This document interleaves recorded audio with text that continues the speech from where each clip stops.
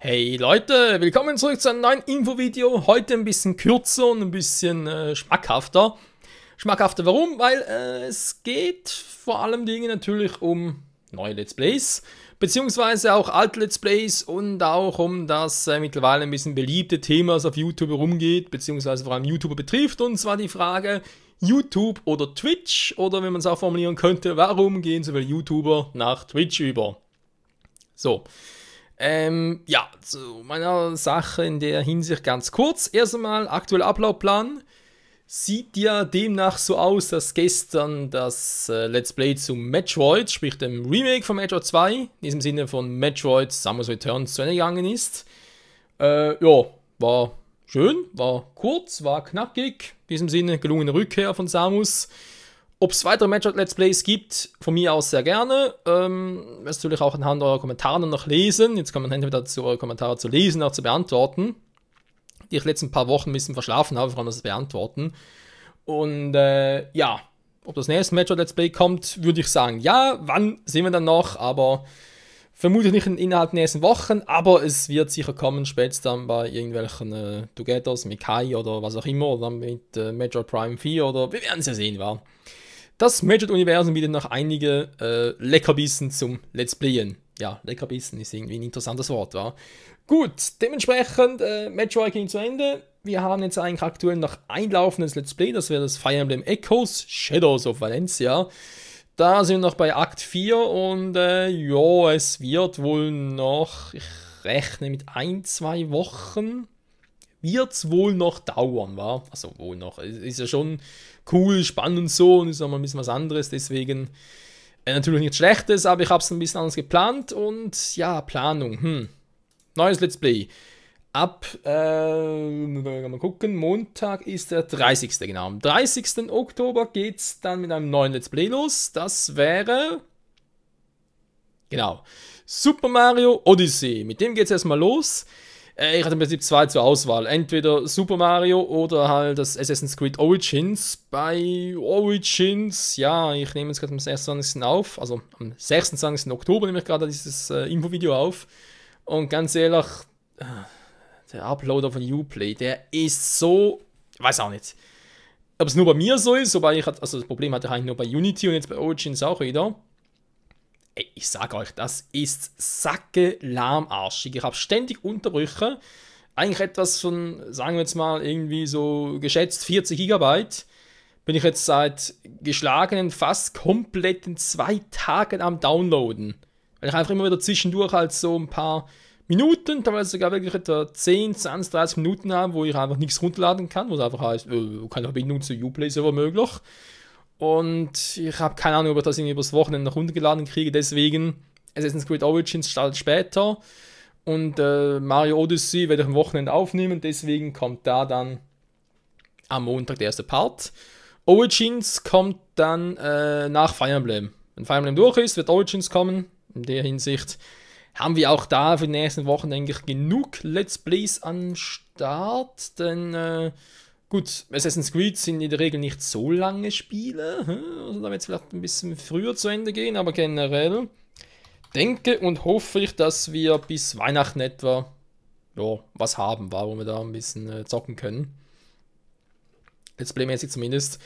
Weil ansonsten, ja, das ist jetzt mal zum aktuellen Plan. Was steht künftig noch so an? Pokémon, Ultrasonne, Ultramond.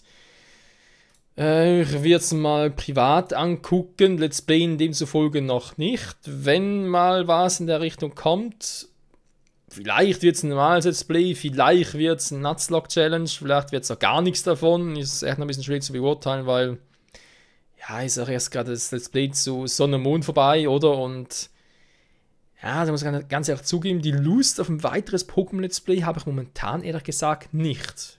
Noch nicht. Wie gesagt, vielleicht kommt es noch, vielleicht warten wir auch auf den Nintendo Switch-Ableger der Pokémon-Reihe. Mal schauen. Wir haben noch genug Zeit. Was sicher mal kommen wird, ist dann nach November noch ein Let's Test zu Star Wars Battlefront 2. Wird auch mein erstes Star Wars Let's Play sein. Und ja, wie gesagt, erstmal ein Let's Test machen, mal gucken, wie es so läuft.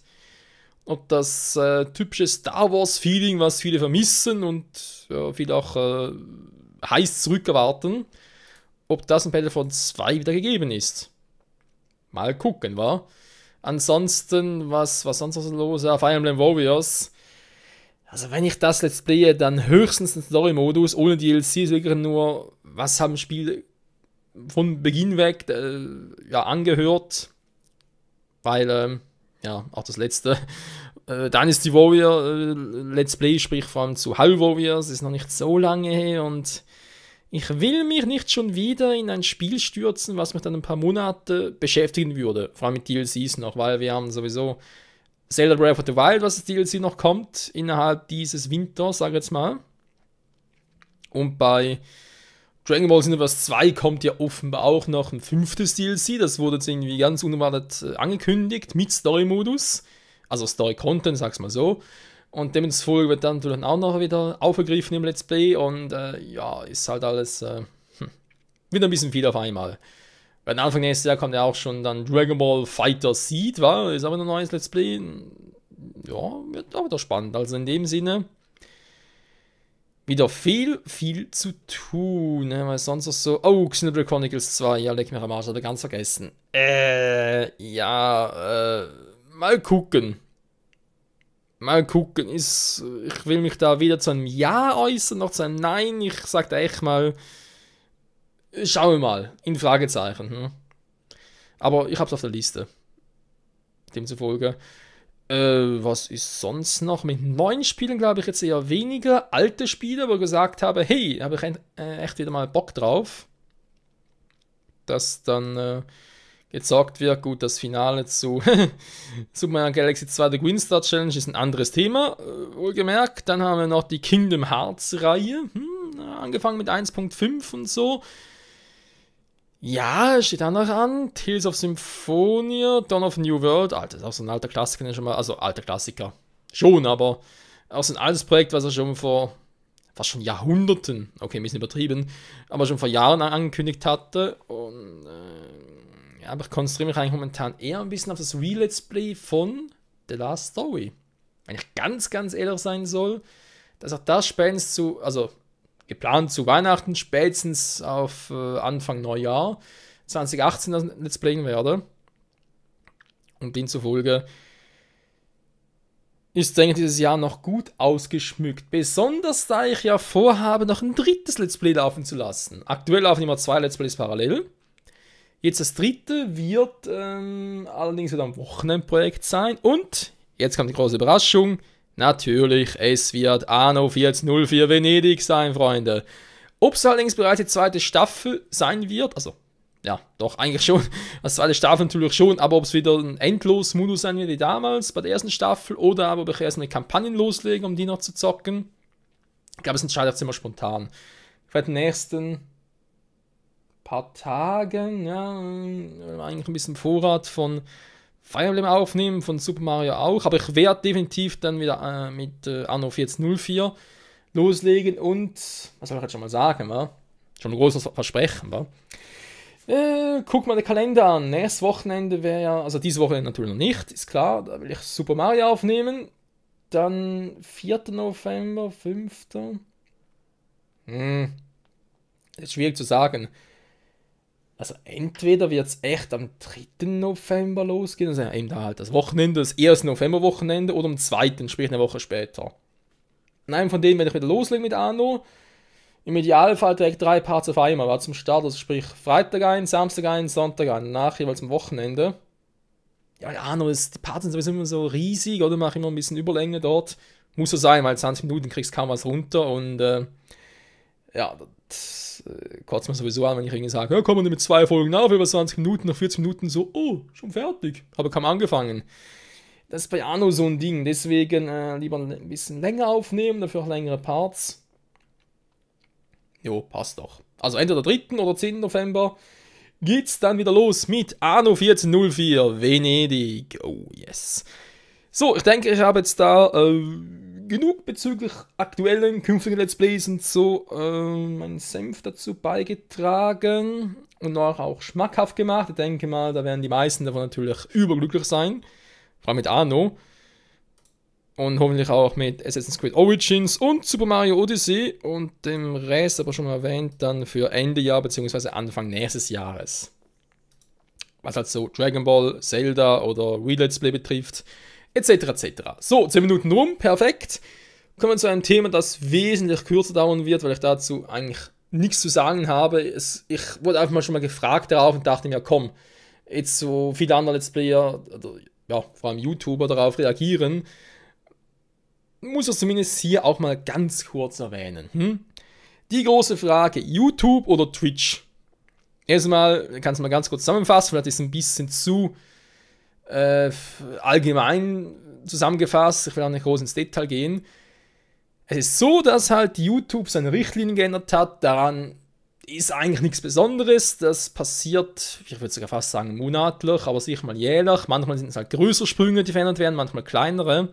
Diesmal war es ein größeres, es geht vor allem ein bisschen um die contentbezogene Dinge, sprich, dass wenn man halt zum Beispiel in einem Let's Play fluchen würde, in einer Folge, sage ich jetzt mal generell in einem YouTube-Video fluchen würde oder sonst irgendwie ein Wort verwendet, was unangebracht ist, dass dann YouTube entscheiden kann, hey, das ist kein werbefreundlicher Inhalt oder werbefreundlicher Content. Jetzt natürlich die Frage, wer entscheidet das? Ja, das sind halt vor allem diejenigen, die halt hinter dem jeweiligen Video stehen, sage ich jetzt mal.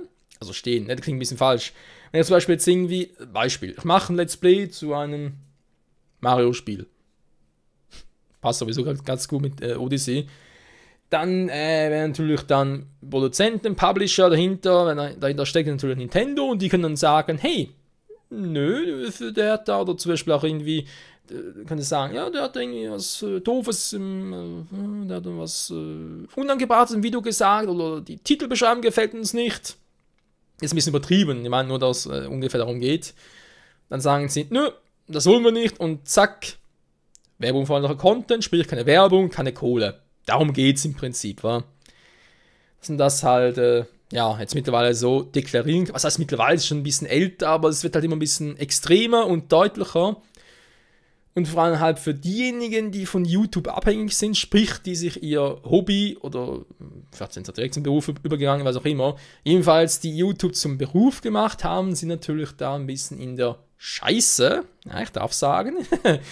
Also natürlich nicht, aber ich sage es einfach mal. Die stecken halt ein bisschen in der Klemme. Ist ja da werbefreundlich ausgedrückt, nicht wahr? Die stecken da ein bisschen in der Klemme, wenn dann plötzlich, sagen wir jetzt mal, die Hälfte ihrer Videos, vielleicht auch ein bisschen übertrieben, aber es könnte durchaus sein, wenn da plötzlich heißt, was ist da los? Ich bekomme keine Kohle mehr für die Hälfte meiner Videos, weil ich da offenbar werbeunwollenden Content verwendet habe. Ja, fehlt auch mal die Hälfte der Kohle. Das ist natürlich, ich verstehe es ja auch, dass da einfach ausgedrückt Scheiße ist. Ich meine, vor allem, wenn du natürlich deinen Lebensunterhalt mit YouTube verdienst und dann sagen die plötzlich, nö, das ist nicht angebracht und so, du kriegst keine Kohle dafür. Da bist du natürlich am Arsch. Dass man dann sich halt Alternativen sucht, was halt aktuell ein heiß beliebiges Thema halt Twitch ist, verstehe ich ja auch. Und dass dann halt bestimmte YouTuber sogar sagen, nö, ich verzichte auf YouTube generell, ich mache nur noch Infovideos, wenn ich irgendwie was auf Twitch hochlade oder so, oder halt direkt Livestreams mache, ich streame jetzt eigentlich nur noch hauptsächlich und YouTube geht mir am Arsch vorbei. Gut, mein Gott, sollen sie es machen. In der Hinsicht bin ich glaube, das erste Mal, dass ich das echt sage, aber in der Hinsicht bin ich echt verdammt froh, noch ein Fluchwort, noch ein werbeunfreundlicher Content, bin ich verdammt froh, dass YouTube nicht mein Beruf ist. Anders ausgedrückt, dass ich mein Hobby noch nicht, beziehungsweise nicht, jetzt muss ich wirklich sagen, nicht zum Beruf gemacht habe. Denn auch wenn ich YouTube-Partner bin, auch damit Geld verdiene, erstens war es nie so viel, dass ich davon leben könnte. Es war echt noch nie so viel, dass irgendwas groß rausspringen könnte. Vielleicht nach einem Jahr vielleicht mal ein Spiel, was man davon kaufen könnte. Ja, das Maximum. Aber generell, dass ich irgendwie davon abhängig wäre. Weil so für mich ändert sich nichts und dementsprechend kann ich das auch schon mal hier vorwegnehmen, das wollte ich eigentlich sagen, genau. Dass sich bei mir nichts ändern wird. Ich werde weiterhin YouTube machen, werde weiterhin da mal 2 bis 3 Parts pro Tag hochladen, vielleicht auch mal zwischendurch nur ein paar, wenn irgendwas passiert ist oder so, keine Ahnung. Aber jedenfalls werde ich jetzt nicht sagen, nö, YouTube ist scheiße, ich gehe zu Twitch oder suche was anderes. Da ich diese Probleme zum Glück nicht habe.